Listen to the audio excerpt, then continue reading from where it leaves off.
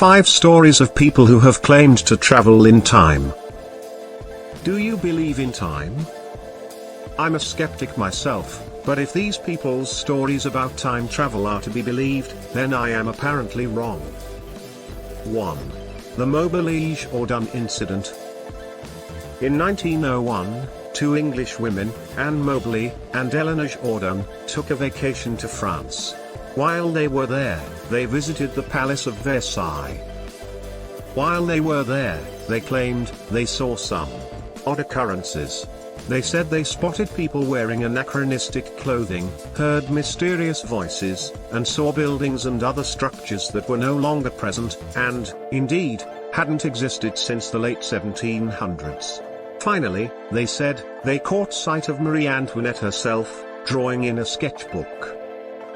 They claimed to have fallen into a time slip and been briefly transported back more than 100 years before being jolted back to the present by a tour guide. Did they really travel back in time? Probably not. Various explanations include everything from a folie à deux, basically a joint delusion, to a simple misinterpretation of what they actually saw. But for what it's worth, in 1911, roughly 10 years after what they said they had experienced occurred, the 2 women published a book about the whole thing under the names Elizabeth Morrison and Frances Lamont, simply called An Adventure. These days, it's available as The Ghosts of Trianon. Check it out, if you like. Michael Guider/Pixabay John Titor is perhaps the most famous person who claims he's time traveled. Trouble is, no one has heard from him for almost 17 years. Also, he claimed he came from the future.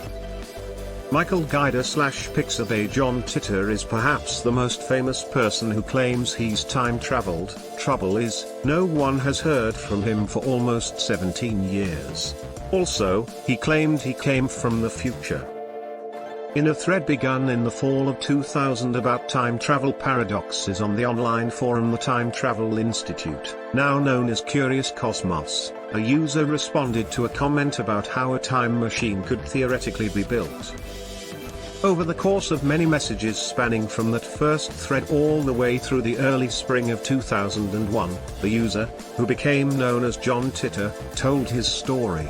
He said that he had been sent back to 1975 in order to bring an IBM 5100 computer to his own time. He was just stopping in 2000 for a brief rest on his way back home. The computer, he said, was needed to debug various legacy computer programs in 2036 in order to combat a known problem similar to Y2K called the year 2038 problem. John didn't refer to it as such, but he said that Unix was going to have an issue in 2038, which is what we thought was going to happen back when the calendar ticked over from 1999 to 2000. Well, we will find out in 2038. 3. Project Pegasus and the Chrononauts. In 2011, Andrew D. Basiago and William Stillings stepped forward, claiming that they were former chrononauts who had worked with an alleged DARPA program called Project Pegasus. Project Pegasus, they said, had been developed in the 1970s. In 1980, they were taking a Mars training class at a community college in California, the college presumably functioning as a cover for the alleged program, when they were picked to go to Mars. The mode of transport? Teleportation.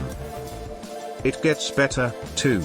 Basiago and Stillings also said that the then 19-year-old Barack Obama, whom they claimed was going by the name Barry Soetoro at the time, was also one of the students chosen to go to Mars. They said the teleportation occurred via something called a jump room. 4. Victor Goddard's airfield time slip.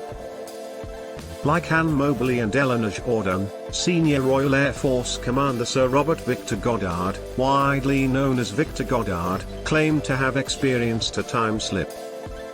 In 1935, Goddard flew over what had been the RAF station Trem in Scotland on his way from Edinburgh to Andover, England. The Trem station was no longer in use. After demobilization efforts following World War I, it had mostly been left to its own devices. And, indeed, that's what Goddard said he saw as he flew over it, a largely abandoned airfield. On his return trip, though, things got weird. He followed the same route he had on the way there, but during the flight, he got waylaid by a storm. As he struggled to regain control of his plane, however, he spotted the Drem airfield through a break in the clouds, and when he got closer to it, the bad weather suddenly dissipated. But the airfield wasn't abandoned this time. It was busy, with several planes on the runway and mechanics scurrying about. Within seconds, though, the storm reappeared, and Goddard had to fight to keep his plane aloft again. He made it home just fine, and went on to live another 50 years. But the incident stuck with him. Indeed, in 1975, he wrote a book called Flight Towards Reality, which included discussion of the whole thing. 5. The Hipster Time Traveler. In the early 2010s, a photograph depicting the 1941 reopening of the South Fork Bridge in Gold Bridge, British Columbia in Canada went viral for seemingly depicting a man that looked just a bit too modern to have been photographed in 1941. He looks, in fact, like a time-traveling hipster, graphic t-shirt, textured sweater, sunglasses, the works. The photo hadn't been manipulated, the original can be seen here. So what the heck was going on? Well, Snopes has plenty of reasonable explanations for the man's appearance. Each item he's wearing, for example, could very easily have been acquired in 1941. Others have also backed up those facts. But the bottom line is that it's never been definitively debunked, so the idea that this photograph could depict a man from our time who had traveled back to 1941 persists. What do you think?